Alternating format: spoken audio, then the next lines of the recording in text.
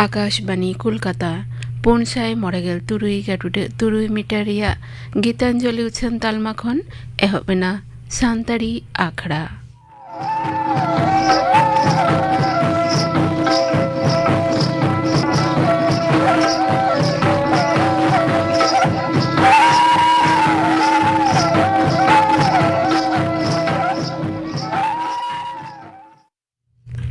एतहब रे दपे आंजमा अर्जुन सोरेन और साउतेन कोआ सापड़ातेना हुल सेरिन ने तो अर्जुन सोरेन और लालू मुर्मू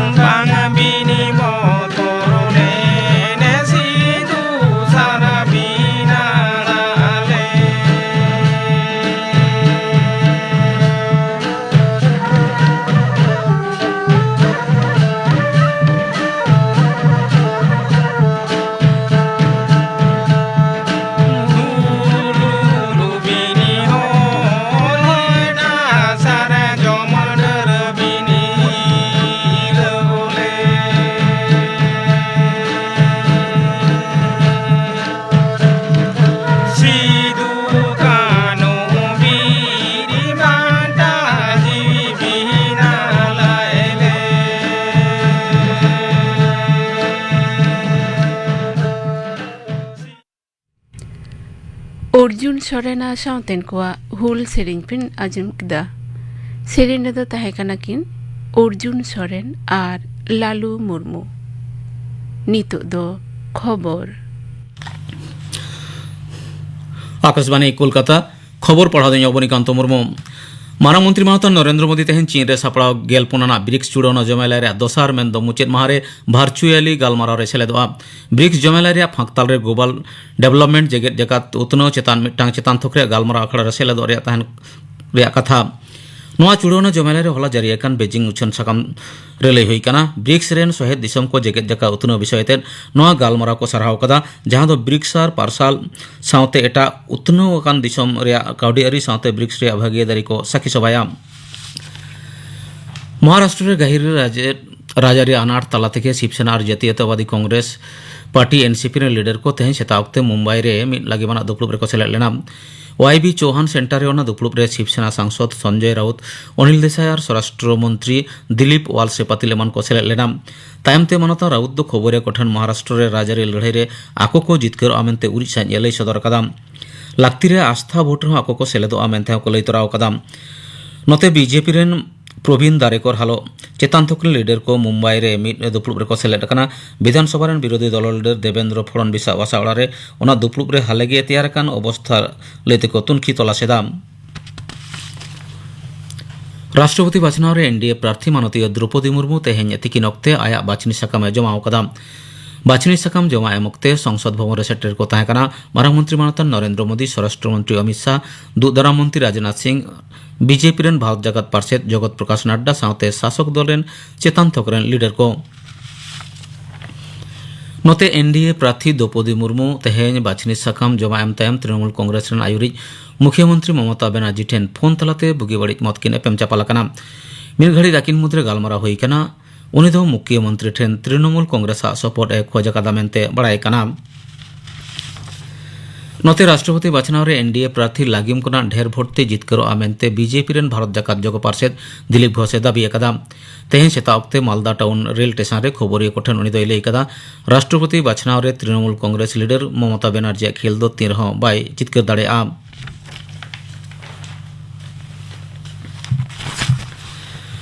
आडिमारांग दुख रिया खबर ᱧᱩᱛᱩᱢᱟᱱ ᱚᱱᱚᱞᱤᱭᱟᱹ ᱚᱱᱚᱲᱦᱤᱭᱟᱹ ᱡᱚᱫᱩᱢᱚᱱᱤ ᱵᱮᱥᱨᱟ ᱫᱚ ᱟᱵᱚ ᱛᱟᱞᱟᱨᱮ ᱵᱟᱹᱱᱩᱜ ᱜᱮᱭᱟ ᱯᱟᱨᱚᱢᱮᱱ 22 ᱡᱩᱱ ᱢᱮᱱᱫᱚ ᱦᱚᱞᱟ ᱧᱤᱫᱟᱹ 6 ᱴᱟᱲᱟᱝ 30 ᱢᱤᱱᱤᱴ ᱚᱠᱛᱮ ᱡᱟᱭᱡᱩᱜᱽ ᱞᱟᱹᱜᱤᱫ ᱱᱚᱣᱟ ᱫᱷᱩᱲᱤ ᱫᱷᱟᱹᱨᱛᱤ ᱵᱟᱹᱜᱤᱭᱟᱫᱟ ᱩᱢᱮᱨ ᱦᱩᱭ ᱞᱮᱱ ᱛᱟᱭᱟ 97 ᱥᱮᱨᱢᱟ ᱞᱮᱠᱟ ᱡᱚᱫᱩᱢᱚᱱᱤ ᱵᱟᱵᱩ ᱫᱚ ᱡᱚᱛᱚᱠᱷᱚᱱ ᱞᱟᱦᱟᱨᱮ ᱥᱟᱱᱛᱟᱲᱤ ᱥᱟᱶᱦᱮᱫ ᱨᱮ ᱵᱷᱟᱵᱱᱟ ᱚᱱᱚᱲᱦᱮ ᱯᱩᱛᱷᱤ ᱦᱚᱛᱮᱛᱮ ᱥᱟᱦᱤᱛᱛᱚ ᱮᱠᱟᱰᱮᱢᱤ ᱥᱤᱨᱯᱟᱹᱭ ᱟᱛᱟᱝ ᱞᱮᱫᱟ ᱵᱷᱟᱨᱚᱛ ᱡᱟᱠᱟᱛ ᱥᱟᱱᱛᱟᱲᱤ ᱚᱱᱚᱞᱤᱭᱟᱹ ᱜᱟᱶᱛᱟ ᱨᱮᱱ ᱮᱛᱚᱦᱚᱵ ᱥᱩᱛᱨᱮᱫ ᱦᱚᱸᱭ ᱛᱟᱦᱮᱸ ᱠᱟᱱᱟ ᱚᱱᱟ ᱵᱮᱜᱚᱨ ᱥᱟᱦᱤᱛᱛᱚ ᱮᱠᱟᱰᱮᱢᱤ ᱥᱟᱱᱛᱟᱞᱤ ᱠᱚᱱভᱮᱱᱟᱨ ᱞᱮᱠᱟᱛᱮ ᱦᱚᱸᱭ ᱠᱟᱹᱢᱤ ᱟᱠᱟᱫᱟ অনল অনড়হে কাহিনী অল সাথে সান্তাড়ি পার্সি রিয়া লড়াওনারে আয়া জিwi আলাই লেদা উনি দাগ দড়মেনতে সান্তালি সাহেব রিয়া আডি মারাং ক্ষতি হইনা दिसम रे दिनम कोरोना छाड़ा बढ़ाव कते हुई कना 9,000 खना ढेर हड़मो साहा डिपाटा तेहना सेता अक्तना रिपोर्ट लेकाते लई हुई कना मिड माहारे आजार रे को पड़ाव कना 9,500 जना होला ओना लेखा तो ताहे कना 9,500 जना तबे पारोमेन 24 घंटा रे गोजा कना को 9,000 जना मांग दिन ओना लेखा तो ताहे कना 9,000 जना रोगी चिकित्सा रे मेना कट को दिसम रे नितो हाबि टिके एम हुई कना 163 लाख डोज खना हो ढेर नोते पोनोतरे दिनम कोरोना छाड़ा निधा दो 600 तालम पारम कदा हड़मो साहा डिपाटा रिपोर्ट लेकाते होला सिंगड़ ऑक्तना बुलेटिन लेकाते मिड माहारे नवागारते आजार रे को पड़ाव कना 649 तबे पारोमेन 24 घंटा रे जहान गज गुरिया खबर बां नाम कना पनत हड़मो साहर आधिकारिक सिद्धार्थ नियोगी लई कदाय हड़ अपनारते बाय चिंघाव लेनखान कोरोना छाड़ा टेका दाराम दो ओह गानोआ पनत सरकार सितुंग छुट्टी तायम दारायकान अते माह हिलुग खन एतहबक कान सानाम सरकारी और सरकारी गड़ सपदते चलाव कान विद्यागार पठुआ गिदरा हड़मो साहा रुखिया दहय बारपे गोटांग पावड़ी हताव कदा जापुद दिन डेंगी साथे मलेरिया टेकाव दाराम लगित विद्यागार सोर सोपर जायगा रे ओकार हों दा आलो तोंबा मा ओनाते सेचेद डिपार्ट को लजर दहय में लई कर को पनत रे कोरोना छाड़ा बढ़ाव कान खातिर विद्यागार रे मिमिटांग रूम सैनिटाइज छाड़ा कदेन हो मास्क व्यवहार तलाते कोविड दारी मानाव रे कथा हो लई हुई कना जतो माचेत माचेतानी कमिया को वैक्सीन रिया बारिया डोज हताव गे हुई तको मेनते हो निर्देश एम कना नोते रशिया आरापुड़ बेंगेत दियाकते यूक्रेन और मालडोवा यूरोपीय यूनियन रेन सहेद पाहटा यूरोपीय संसद रे आडी जास्ती भोट न्यूर कना 922 जना प्रस्ताव पाहटा और 9 जना बे पाहटा को भोट को एम कदा 9 जना दो भोट बांग को एम कदा जॉर्जिया हो यूरोपीय यूनियन रे सेलेदो लगित प्रस्ताव हो संसद रे अनुमोदन एम कदा तेहना खबर पढ़ा दो नोडे गे मुचेद एना। ᱟᱠᱷᱲᱟ ᱫᱚ ᱩᱪᱷᱟᱹᱱᱚᱜ ᱠᱟᱱᱟ ᱟᱠᱟᱥᱵᱟণী ᱠᱳᱞᱠᱟᱛᱟ ᱨᱮᱱᱟᱜ ᱜᱤᱛᱟᱧᱡᱚᱞᱤ ᱩᱪᱷᱟᱹᱱ ᱛᱟᱞᱢᱟ ᱠᱷᱚᱱ। ᱱᱤᱛᱚᱜ ᱫᱚ ᱯᱮ ᱟᱸᱡᱚᱢᱟ ᱥᱮᱨᱮᱧ ᱨᱩᱥᱤᱠᱟ ᱜᱩᱨᱩᱢᱩᱱᱤ ᱴᱩᱰᱩ ᱥᱟᱶ ᱠᱩᱯᱩᱞᱤ ᱨᱚᱯᱚᱲ। ᱠᱩᱠᱞᱤ ᱨᱮᱫᱚ ᱥᱩᱛᱚᱞᱟᱞ ᱥᱚᱨᱮᱱ। तेहिं सानताड़ी आखड़ा रे सेटेर मेना आकादिया मारे सेरें रुसिका मानतीय गुरुमुनि टुडू मानतीय गुरुमुनि टुडू मा सानताड़ी आखड़ा पाहटा सेन खन जोहार इन पाहटा खन मा जोहार मानतीय गुरुमुनि टुडू नितो आमा उमेर तिनाग ताम इन्या उमेर दो नितो दो 74 याय गे पुन हाँ आतो दिसोम आमा उपरुम नासना बाडाय सनाय लिया इन्या आतो दिसोम दो हुगली जिला थाना दो पंडुआ आतो तीन दो मारांग सोरसा आकाशवाणी कोलकाता रेन दो अडी मारे सेरें रुसिका कना माले बाडाया होय आकाशवाणी खन सानताड़ी सेरें एहब के दो आमा उयहर मेना तमा तीस खना आकाशवाणी कोलकाता खन आमा सेरें उछेनना आकाशवाणी सेरें उछन दो जहाँ सेरमा खन सानताड़ी आखड़ा एहब एन दो उना दुसार सेरमा खन इन दो नोडें एहब अकादा आमा नोय सेरें नोय एतहब दो कालकारे एतहब दो इन दो सेरें दो अड्डी जोर गिन कुसिया अच्छा हुडिंग हुडिंग खन माने दोमे गिन सेरें बड़ाया माने सिदाय दो डंगरी गुपी हो आड़ा सीड हो उड़ा रे हो सेरें दो दोमे चोरताया इहो तो इन बाबा सब समय बनामा सीता आयु बनामाते सेरें आय अदे इन बाबा संग हो दोमे अचूरक गिया आम बाबा की अडी सेरें रुसिका तहे कना सेरें को बड़ाय तहे सेरें रुसिका है तहे कना दिसोम सुसरिया है तहे कना से अदे इन बाबा कथा दो अड्डी जोर गिन लुतुरा गिया अच्छा दोमे सेरें आय सीता आयु बनामाय इन उनी सांगते हुई सेरें बड़ा गया इन जखन हुडिंग तहे कना उन तो आमा तीना उमेर ताम इन जखन तुरुई उनका 7 बछर तुरुई उमेर खन गे आम दो सेरें एहब केदा दोमे सेरें दो रस्का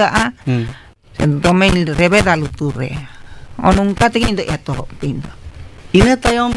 आम दो जाना आखड़ा करे सेरें से मिटन आर्टिस्ट लेकाते जाना फंक्शन करे प्रोग्राम करे सेरें नोआ दो तीना उमेर कोते एहब केदा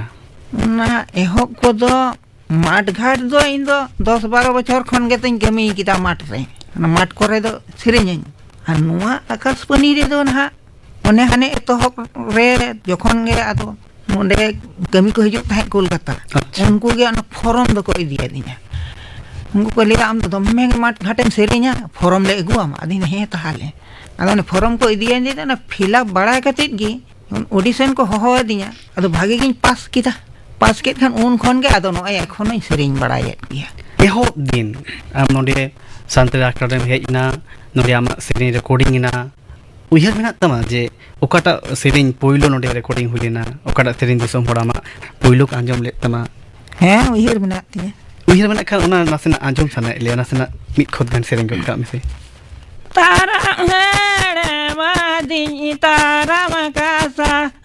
दिन रूप नेलते रे में दुलाली दिन यो हाय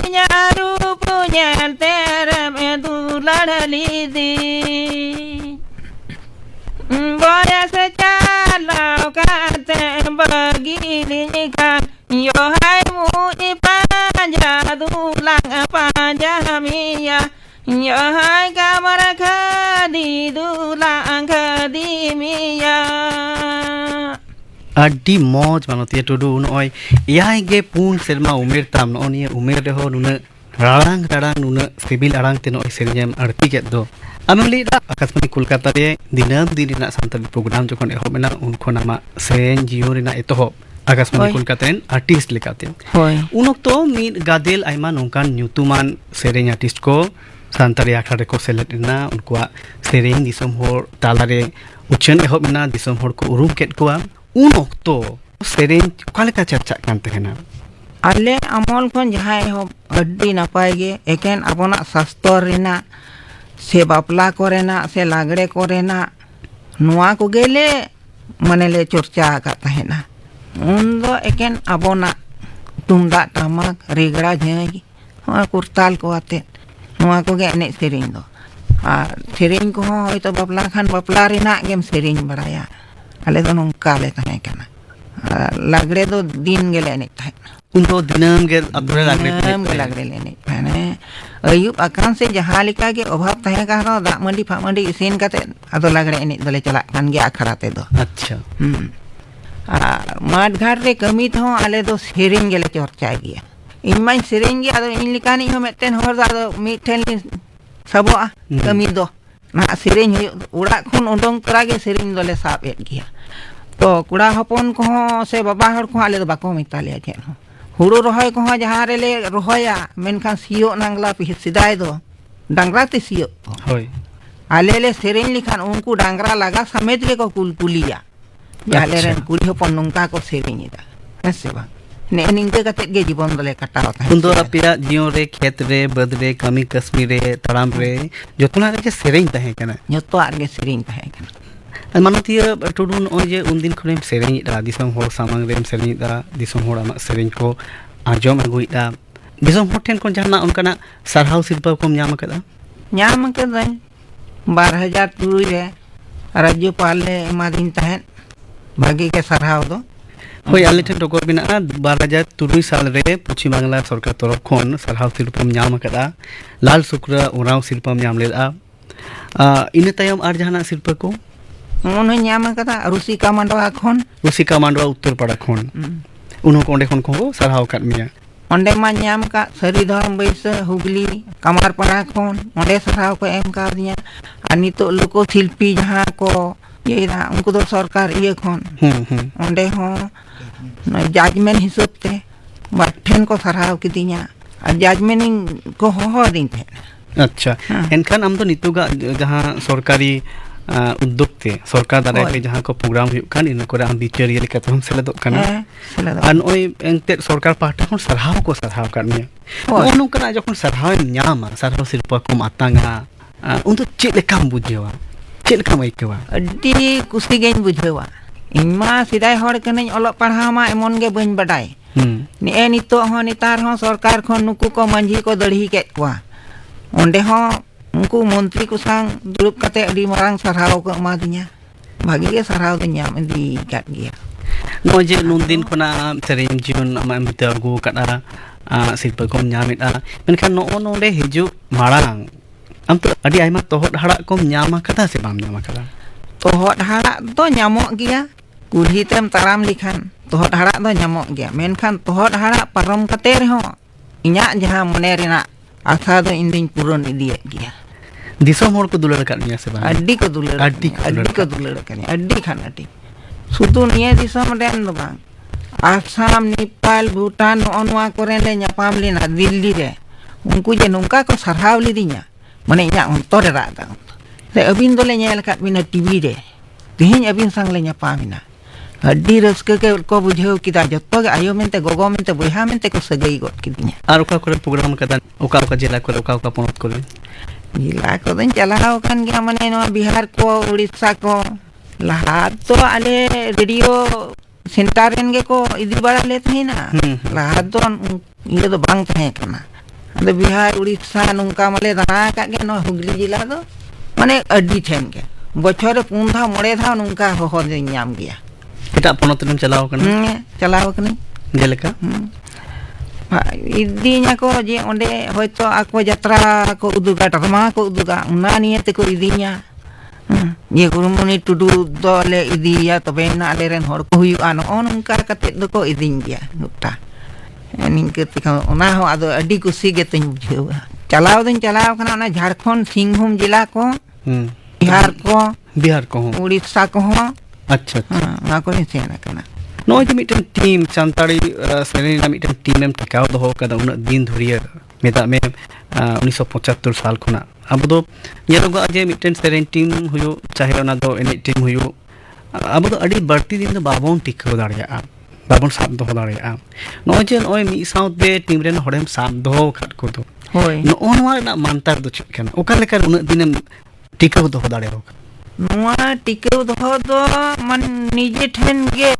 कथा कना निजे जदि मने रेना जोर तहन ताम खान उका जिनिस साब अकदा नोआ जिनिस दो मुचाद धरि दो नेल गिया नोय नंका कते गिन दो कदा एखन जतो खन इᱧा जीवी मिना एखन इन दो इदी गे सनन कना आरिन दो काट गिया आम दो भिन्न जगह करे प्रोग्राम में चलाव खान दो नोंका जहां घटन मिना तमा जे जहां दो तीस रे हो बाम हिरिन दारे आन मारा दो मने रे दो बहुते गे होयुआ आमिना हो मिना गिया नोंका होयतो सेरेन चलाव कना इदी लिदिnya को ᱟᱹᱰᱤ ᱥᱟᱨᱦᱟᱣ ᱠᱟᱛᱮ ᱜᱮ ᱚᱱᱟ ᱨᱳᱰ ᱪᱚᱱᱫᱨᱚ ᱠᱚᱱᱟ ᱟᱛᱳ ᱨᱮ ᱩᱱᱠᱩ 10টা ᱨᱮ ᱟᱬᱜᱚᱱ ᱠᱟᱛᱷᱟ ᱟᱪᱪᱷᱟ ᱟᱫᱚ ᱦᱚᱨ ᱨᱮ ᱜᱟᱹᱰᱤ ᱠᱷᱟᱨᱟᱯ ᱮᱱ ᱛᱟᱠᱚᱣᱟ ᱦᱚᱨ ᱨᱮ ᱜᱟᱹᱰᱤ ᱠᱷᱟᱨᱟᱯ ᱮᱱ ᱠᱷᱟᱱ ᱛᱟᱦᱞᱮ ᱴᱟᱭᱤᱢ ᱨᱮ ᱵᱟᱠᱚ ᱟᱬᱜᱚ ᱫᱟᱲᱮᱭᱟᱜ ᱠᱟᱱᱟ ᱴᱟᱭᱤᱢ ᱨᱮ ᱢᱟᱱᱮ ᱥᱮᱨᱮᱧ ᱤᱧ ᱵᱟᱠᱚ ᱨᱟᱠᱟᱵ ᱫᱟᱲᱮᱭᱟᱹᱧ ᱠᱟᱱᱟ ᱦᱚᱨ ᱨᱮᱜᱮ ᱞᱮ ᱫᱮᱨᱤᱭ ᱟᱠᱟᱱᱟ ᱟᱫᱚ ᱮᱠᱫᱚᱢ ᱚᱱᱟ ᱪᱷᱟᱢᱰᱟ ᱨᱟᱹᱯᱩᱫ ᱠᱚ ᱪᱷᱩᱴᱟᱹᱣᱱᱟ ᱪᱷᱟᱢᱰᱟ ᱨᱟᱹᱯᱩᱫ ᱡᱚᱠᱷᱚᱱ ᱠᱚ ᱪᱷᱩᱴᱟᱹᱣᱱᱟ ᱜᱟᱭᱟᱱ ᱫᱚᱞ ᱵᱟᱠᱚ ᱥᱮᱴᱮᱨᱚᱜ ᱠᱟᱱᱟ ᱴᱟᱭᱤᱢ ᱨᱮ ᱟᱫᱚ ᱚᱱᱟ ᱞᱟᱦᱟ ᱨᱮᱜᱮ ᱱᱟᱠᱷᱟᱱ ᱤᱧ ᱫᱚᱠᱚ ᱨᱟᱠᱟᱵ ᱜᱚᱫ ᱠᱟᱹᱧ ᱞᱮᱜᱟ ᱤᱧ ᱫᱚ ᱱᱚᱝᱠᱟ ᱤᱭᱟᱹ ᱛᱟᱦᱮᱸ ᱠᱟᱱ ᱛᱤᱧᱟ ᱠᱟᱹᱴᱤᱡ ᱪᱟ ᱧᱩ ᱠᱟᱛᱮ ᱪᱷᱟᱲᱟ ᱵᱟᱹᱧ ᱥᱮᱨᱮᱧᱟ ᱟᱪᱪᱷᱟ ᱫᱤᱫᱤ ᱨᱟᱠᱟᱵ ᱢᱮ ᱫᱚᱢᱮ ᱠᱚ ᱜᱳᱞ ᱠᱮᱫᱟ ᱟᱫᱚ ᱤᱧ ᱫᱚ ᱪᱟ ᱠᱟᱹᱴᱤᱡ ᱤᱧ ᱥᱤᱨᱯᱚᱫᱟ ᱠᱷᱟᱱ ᱟᱫᱚ ᱚᱠᱟᱨᱮ ᱵᱟᱝ ᱮᱠᱫᱚᱢ ᱨᱟᱠᱟᱵ ᱛᱮᱜᱮ ᱦᱩᱭᱩᱜᱼᱟ ᱟᱫᱚ ᱢᱟᱞ ᱫᱟᱹᱲ ᱠᱟᱛᱮ ᱨᱟᱠᱟᱵ ᱮᱱᱟ ᱡᱚᱛᱚ ᱠᱚ ᱛᱤᱸᱜᱩ ᱟᱠᱟᱱᱟ ᱢᱤᱫ ᱵᱟᱨ ᱢᱟᱫ ᱫᱚᱠᱚ ᱨᱟᱹᱯᱩᱫ ᱵᱟᱲᱟ ᱜᱚᱫ ᱟᱠᱟᱫᱟ ᱡᱚᱛᱚ ᱤᱭᱟᱹ ᱫᱚᱨশᱚᱠ ᱠᱚ ᱛᱤᱸᱜᱩ ᱪᱟᱵᱟᱭᱮᱱᱟ ᱩᱱ ᱥᱚᱢᱚᱭ ᱟᱫᱚ ᱱᱚᱝᱠᱟ ᱡᱮ ᱥᱮᱨᱮᱧᱤᱧ ᱥᱟᱵ ᱠᱮᱫᱟ ᱫᱚᱢᱮ ᱤᱭᱟᱹᱛᱮᱧ ᱥᱮᱨᱮᱧ ᱠᱮᱫᱟ ᱢᱤᱫ ᱠᱩᱲᱤ ᱡᱚᱠᱷᱚᱱᱤᱧ ᱥᱮᱨᱮᱧ ᱠᱮᱫᱟ ᱡᱚᱛᱚ ᱚᱸᱜᱚᱫ ᱠᱚ ᱮᱦᱚᱵ ᱜᱚᱫ ᱠᱮᱫᱟ ᱡᱚᱠᱷᱚᱱ ᱟᱨ ᱢᱤᱫ ᱠᱩᱲᱤᱧ ᱥᱮᱨᱮᱧ ᱠᱮᱫᱟ ᱫᱩᱲᱩᱵ ᱪᱟᱵᱟ ᱜᱚᱫ ᱱᱟ ᱠᱚ ᱚᱱᱟ ᱥᱮᱨᱮᱧ ᱵᱟᱨ ᱯᱚᱞᱚᱴᱤᱧ ᱥᱮᱨᱮᱧ ᱠᱮᱫᱟ ᱛᱟᱨᱯᱚᱨᱮ ᱟᱨ ᱢᱤᱫᱴᱮᱱᱤᱧ ᱥᱮᱨᱮᱧ ᱠᱮᱫᱟ ᱯᱩᱱᱭᱟ ᱥᱮᱨᱮᱧ ᱠᱟᱛᱮᱧ ᱩᱰᱩᱝ ᱮᱱᱟ তখন আড্ডি জোর করে সারাও কিদিয়া লিদা কো বাবা নুকু যাহাই ভলেন্টিয়ার কো তাহে কেনা উনকু হকো লি কেদা বাবা দিদি আড্ডি মারাং মানে উপকা ইয়ে কে লিয়া নিতো নুনা জিনিস নকো ধরাবা কান থে ইয়া কান থে ko মানে আমার সেরেন থেকে আডি আইমা অঘটন কো আডি আইমা বিপদ লিখানা কোদো টেকাও দারাম না আডি নাপাই কথা মনে কাবে নয় যে উনা দিন খনেম সেরেন দাডি জায়গা রেম সেরেন কাদা ওখাটা সেরেন দো আম যতক্ষণ বাড়তিন kusiak lekana tu menak gitinya ᱚᱱᱟ ᱥᱮᱨᱮᱧ ᱨᱮ ᱡᱩᱫᱤ ᱢᱤᱫᱴᱮᱱ ᱜᱟᱱ ᱢᱤᱫ ᱠᱷᱚᱛ ᱜᱟᱱ ᱡᱩᱫᱤ ᱡᱚᱛᱚ ᱦᱚᱲ ᱛᱮᱜᱮ ᱱᱤᱭᱟᱹ ᱥᱮᱨᱮᱧ ᱟᱸᱡᱚᱢ ᱟᱠᱚᱣᱟ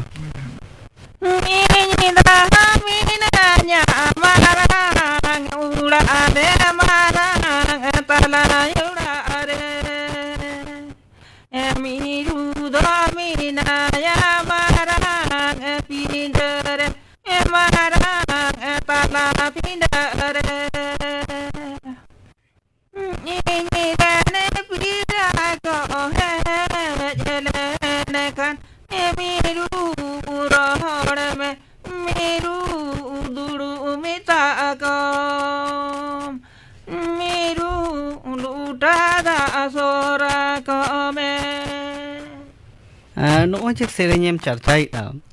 ᱥᱮᱨᱮᱧ ᱟᱨᱴᱤস্ট ᱠᱟᱱᱟᱢ ᱟᱢ ᱴᱷᱮᱱ ᱫᱚ ᱱᱤᱛᱚᱜᱟᱜ ᱥᱮᱨᱮᱧ ᱵᱟᱵᱚᱫ ᱛᱮᱦᱚᱸ ᱠᱩᱞᱤ ᱡᱚᱝ ᱵᱩᱡᱷᱟᱹᱣ ᱠᱟᱱᱟ ᱱᱚᱜᱼᱚᱭ ᱡᱮ ᱱᱤᱛᱚᱜᱟᱜ ᱥᱮᱨᱮᱧ ᱱᱤᱛᱚᱜ ᱚᱠᱟ ᱞᱮᱠᱟᱢ ᱧᱮᱞᱫᱟ ᱥᱟᱱᱛᱟᱲᱤ ᱥᱮᱨᱮᱧ ᱨᱮᱱᱟᱜ ᱦᱟᱞᱚᱛ ᱱᱚᱜᱼᱚᱭ ᱡᱮ ᱱᱤᱛᱚᱜᱟᱜ ᱥᱟᱱᱛᱟᱲᱤ ᱥᱮᱨᱮᱧ ᱱᱟᱦᱟᱜ ᱥᱮᱨᱮᱧ ᱠᱚ ᱱᱤᱛᱚᱜ ᱨᱮᱱ ᱯᱤᱲᱦᱤ ᱠᱚ ᱡᱟᱦᱟᱸᱭ ᱠᱚᱠᱚ ᱥᱮᱨᱮᱧᱮᱫ ᱚᱠᱟ ᱞᱮᱠᱟᱢ ᱧᱮᱞᱮᱫ ᱠᱚᱣᱟ ᱪᱮᱫ ᱞᱮᱠᱟᱢ ᱟᱹᱭᱠᱟᱹᱣᱮᱫᱟ ᱟᱫᱚ ᱥᱮᱨᱮᱧ ᱫᱟᱠᱚ ᱥᱮᱨᱮᱧ ᱫᱚ ᱠᱷᱩᱵ ᱫᱚ ᱢᱚᱱᱮ ᱫᱚ ᱵᱟᱝ ᱠᱩᱥᱤᱜ ᱜᱮᱭᱟ ᱪᱮᱫᱟᱜ ᱵᱟᱢ ᱠᱩᱥᱤᱭᱟᱜ ᱠᱟᱱᱟ ᱢᱟᱱᱮ ᱫᱚᱝ ᱞᱮᱠᱟ ᱢᱟ ᱵᱟᱠᱚ ᱮᱱᱮᱡ ᱠᱟᱱᱟ ᱫᱚᱝ ᱞᱮᱠᱟ ᱫᱚ ᱵᱟᱠᱚ ᱮᱱᱮᱡ ᱠᱟᱱᱟ ᱥᱮᱫᱟᱭ ᱫᱚ ᱡᱷᱤᱠᱟᱹ ᱫᱚᱝ ᱯᱮ ᱛᱟᱲᱟᱢ ᱫᱚᱝ ᱰᱟᱦᱟᱨ ᱫᱚᱝ ᱱᱚᱜᱼᱚ ᱱᱚᱝᱠᱟᱱ ᱫᱚᱝ ᱨᱩ ᱦᱚᱸ ᱱᱚᱝᱠᱟ ᱢᱟᱱᱮ ᱵᱷᱟᱜᱮ ᱵᱩᱡᱷᱟᱹᱜᱼᱟ ᱵᱟᱠᱚ ᱞᱟᱹᱭ ᱠᱮᱫᱟ ᱡᱟᱦᱟᱸᱭ ᱵᱟᱝ ᱨᱟᱹᱥᱠᱟᱹ ᱡᱟᱹᱯᱤᱫ ᱟᱠᱟᱫ ᱦᱚᱲ ᱦᱚᱸᱭ ᱫᱟᱹᱲ ᱵᱮᱨᱮᱫ ᱟᱭ ᱱᱚᱝᱠᱟ ᱟᱨ ᱱᱮᱛᱟᱨᱟᱜ ᱫᱚ ᱴᱷᱤক ᱜᱮᱭᱟ ᱟᱹᱰᱤ ᱡᱳᱨ ᱜᱮ ᱡᱷᱟᱱᱟᱠ ᱫᱚ ᱥᱟᱰᱮᱜ ᱠᱟᱱᱟ ᱠᱷᱟᱱ ᱥᱮᱱ ᱠᱟᱛᱮ ᱧᱮᱞ ᱠᱚᱣᱟ ᱫᱚᱝ ᱢᱟ ᱵᱟᱠᱚ ᱮᱱᱮᱡ ᱠᱟᱱᱟ ᱪᱮᱫ ᱪᱚᱠᱚ ᱮᱱᱮᱡ ᱠᱟᱱᱟ ᱟᱨ ᱴᱟᱢᱟᱠ ᱛᱩᱢᱫᱟᱜ ᱫᱚ ᱛᱤᱱᱟᱹᱜ ᱠᱚ ᱨᱩᱭᱟ ᱵᱟᱠᱚ ᱨᱩᱭᱟ ᱚᱱᱮ ᱪᱮᱫ ᱠᱚᱪᱚ ᱠᱚ ᱵᱟᱡᱟᱣ ᱫᱟ ᱚᱱᱟ ᱛᱮᱜᱮ ᱠᱚ ᱮᱱᱮᱡ ᱠᱟᱱᱟ ᱱᱚᱜᱼᱚᱭ ᱡᱮ ᱠᱮᱥᱮᱴ ᱠᱚ ᱡᱟᱦᱟᱸ ᱠᱚ ᱥᱮᱨᱮᱧ ᱠᱚ ᱱᱟᱦᱟᱜ ᱥᱮᱨᱮᱧ ᱢᱮᱱᱛᱮ ᱪᱟᱞᱟᱜ ᱠᱟᱱ ᱦᱚᱲ ᱵᱟᱹᱲᱛᱤ ᱠᱚ ᱟᱸᱡᱚᱢᱮᱫ ᱫᱚ ᱱᱚᱜᱼᱚ ᱱᱚᱣᱟ ᱠᱚ ᱪᱮᱫ ᱞᱮᱠᱟᱢ ᱟᱸᱡᱚᱢᱮᱫᱟ ᱢᱤᱫ ᱵᱟᱨ ᱫᱚ ᱟᱵᱚᱱᱟᱜ ᱠᱟᱹᱴᱤᱡ ᱠᱚ ᱜᱟᱜ ᱛᱚᱨᱟᱭᱮᱫ ᱜᱮᱭᱟ ᱟᱫᱷᱟᱱ ᱜᱮ ᱠᱟᱹᱴᱤᱡ ᱫᱚ ᱮᱴᱟᱜ ᱰᱟᱦᱟᱨ ᱨᱟᱦᱟ ᱠᱚ ᱢᱟᱱᱮ ᱟᱵᱚᱱᱟᱜ ᱟᱹᱫᱤ ᱨᱟᱦᱟ ᱠᱚᱫᱚ ᱵᱟᱠᱚ ᱮᱢ ᱮᱫᱟ ᱛᱚ ᱮᱴᱟᱜ ᱪᱤᱞᱤ ᱠᱚᱣᱟᱜ ᱪᱤᱠᱚ ᱯᱟᱹᱦᱤᱞ ᱠᱟᱛᱮ ᱠᱚ ᱥᱮᱨᱮᱧ ᱮᱫᱟ ᱱᱚᱝᱠᱟ ᱨᱟᱦᱟ ᱢᱟᱱᱚᱛᱤᱭᱟᱹ ᱴᱩᱰᱩ ᱱᱚᱜᱼᱚ ᱱᱚᱝᱠᱟ ᱨᱮᱫᱚ ᱟᱵᱚᱣᱟᱜ ᱛᱤᱱᱟᱹᱜ ᱜᱟᱱ ᱵᱟᱹᱲᱤᱡᱚᱜ ᱠᱟᱱᱟ ᱥᱮ ᱵᱩᱜᱤᱜ ᱠᱟᱱᱟ ᱪᱮᱫ ᱮᱢ ᱢᱚᱱᱮᱭᱟ ᱤᱧ ᱢᱟᱧ ᱢᱚᱱᱮᱭᱟ ᱟᱹᱰᱤ ᱜᱮ ᱵᱟᱹᱲᱤᱡᱚᱜ ᱠᱟᱱᱟ ᱟᱵᱚ ᱫᱚ ᱠᱷᱮᱨᱣᱟᱞ ᱦᱚᱲ ᱟᱵᱚᱱᱟᱜ ᱫᱚ ᱡᱩᱫᱟᱹ ᱜᱮᱭᱟ ᱨᱚᱲ ᱮᱱᱮᱡ ᱥᱮᱨᱮᱧ ᱡᱷᱚᱛᱚ ᱡᱤᱱᱤᱥ ᱜᱮ ᱟᱨ ᱟᱵᱚᱱᱟᱜ ᱵᱚᱸᱜᱟ ᱵᱩᱨᱩ ᱫᱚ ᱥᱮᱨᱮᱧ ᱨᱮᱜᱮ ᱜᱟᱵᱟᱱ ᱟᱠᱟᱱᱟ ᱟᱵᱚᱱᱟᱜ ᱥᱟᱥᱛᱚᱨ ᱥᱚᱢᱟᱡᱽ ᱫᱚ ᱟᱫᱚ ᱥᱮᱨᱮᱧ ᱜᱮ ᱡᱩᱫᱤ ᱮᱴᱟᱜ ᱦᱚᱲᱟᱜ ᱮᱢ ᱵᱚᱞᱚ ᱠᱮᱜᱼᱟ ᱨᱟᱦᱟ ᱠᱚᱦᱚᱸ ᱵᱚᱸᱜᱟ ᱵᱩᱨᱩ ᱫᱚ ᱪᱤᱠᱟᱹᱛᱮ ᱛᱟᱦᱮᱱ ᱛᱟᱢᱟ ᱪᱮᱫᱟᱜ ᱫᱚ ᱠᱩᱥᱤᱭᱟᱛᱟᱢᱟ ᱟᱢᱟᱜ ᱩᱭᱦᱟᱹᱨ ᱛᱮ ᱪᱮᱫᱟᱜ ᱱᱚᱝᱠᱟᱜ ᱠᱟᱱᱟ ᱱᱚᱜᱼᱚᱭ ᱡᱚᱛᱚ ᱵᱤᱝ ᱵᱷᱟᱸᱜᱚᱲᱚᱜ ᱠᱟᱱ ᱫᱚ ᱟᱵᱚᱣᱟᱜ ᱥᱮᱨᱮᱧ ᱟᱠᱷᱲᱟ ᱠᱚ ᱥᱮᱫᱟᱭ ᱨᱮᱱᱟᱜ ᱞᱟᱭᱼᱞᱟᱠᱪᱟᱨ ᱠᱚ ᱪᱮᱫᱟᱜ ᱱᱚᱝᱠᱟᱜ ᱠᱟᱱᱟ ᱪᱮᱫ ᱞᱮᱠᱟᱢ ᱩᱭᱦᱟᱹᱨ ᱵᱷᱟᱵᱽᱱᱟ ᱛᱮ ᱛᱤᱱᱟᱹᱜ ᱜᱟᱱᱮᱢ ᱵᱩᱡᱽ ᱛᱤᱭᱳᱜ ᱟᱠᱟᱫᱟ ᱟᱫᱚ ᱱᱚᱣᱟ ᱜᱮᱠᱚ ᱠᱩᱥᱤᱭᱟᱜ ᱠᱷᱟᱱ ᱫᱚ ᱚᱱᱠᱟᱱᱟᱜ ᱜᱮᱠᱚ ᱠᱩᱥᱤᱭᱟᱜ ᱠᱟᱱᱟ ᱛᱚ ᱵᱟᱝ ᱵᱚᱱ ᱞᱟᱹᱭᱟ ᱚᱱᱮ ᱵᱟᱹᱲᱤᱡᱟᱜ ᱫᱚ ᱞᱚᱜᱚᱱ ᱛᱮᱜᱮ ᱥᱟᱵᱚᱜᱼᱟ ᱟᱨ ᱵᱷᱟᱜᱮ ᱡᱤᱱᱤᱥ ᱥᱟᱵ ᱫᱚ ᱠᱚᱥᱴᱚ ᱜᱮ ᱵᱩᱡᱷᱟᱹᱜᱼᱟ Kan kosto bam sikil likan ठीक कथा तो बम तहना ना कष्ट को बुझेता सिदाय कथा साबते दो अनिता आरा दो आदो मीट घड़ी ते सबक खान आमा के मोने हुई अनवा को टिकेव तहना नितुक आज जहाँ चला कान इन तो मने दा बांग तहना मने होय इरोस्ताय दो नोनवा को नियत दन ओ मारे सेरेंग कारीगोल हिसाब ते मारे सेरेंग आर्टिस्ट हिसाब ते इना गन भावना दिना कना ठेन दो अड्डी भावना के अड्डी गहीर दिना भावना मिना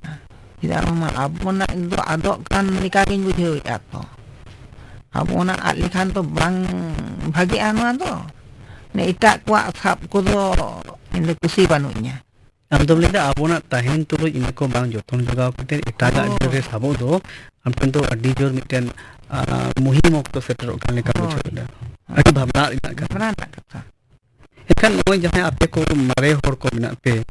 ape ko ho jani indre do ni mara miten dai bina tapi ya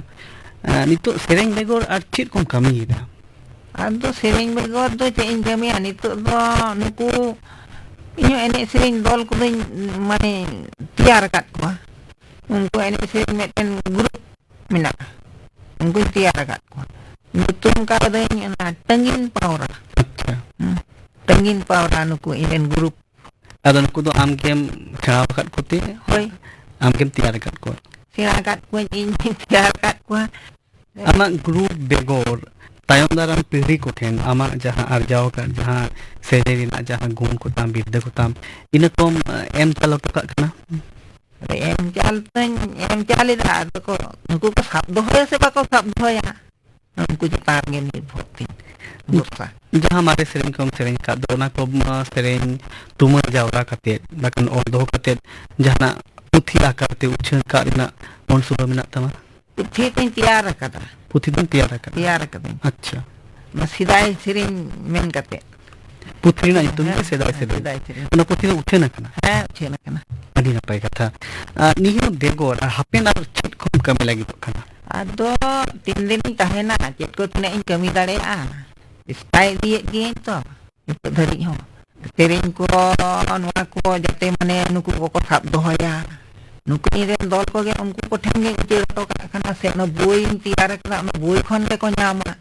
ado nwa lika te no boi re ke jahan ge ko ya do raha ko to ko em dare ase bang nwa ge nya bhavna nitu ren hape jahay ko artist lagi to kan do jahay ko sering ko charcha lagi to kan do am leka ko tayar lagi do kan do